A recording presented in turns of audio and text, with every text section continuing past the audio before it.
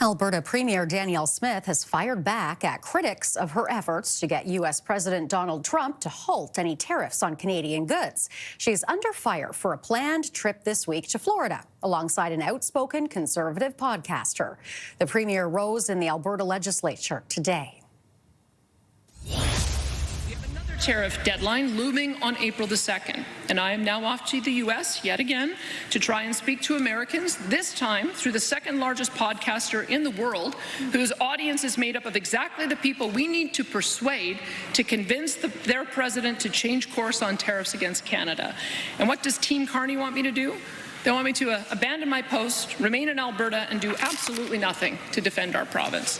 They want me to cower in the face of Eastern media pundits and politicians who favor political grandstanding to effective diplomacy.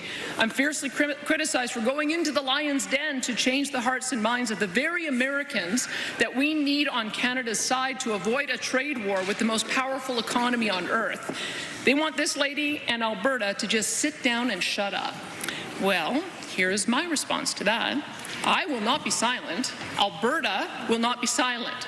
We will not be pushed around and called traitors for merely having the courage to actually do something about our nation's and province's predicament other than merely indulging in self-righteous tantrums. And I, for one, will never be silenced by the party in Ottawa that has sold out our beloved province for the last 10 years with the help of their NDP collaborators. I have and I always will put Albertans first. And until this danger to Alberta and our economy is passed, they're going to have to roll me off in a stretcher before I will stop fighting for our province and our people.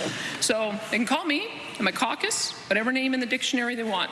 As long as Albertans know that we are fighting for them and their families, we could care less what the members opposite or Liberal politicians in Ottawa have to say about us, because Albertans expect their Premier and government to always put Albertans first and lead them through this storm with fearless determination.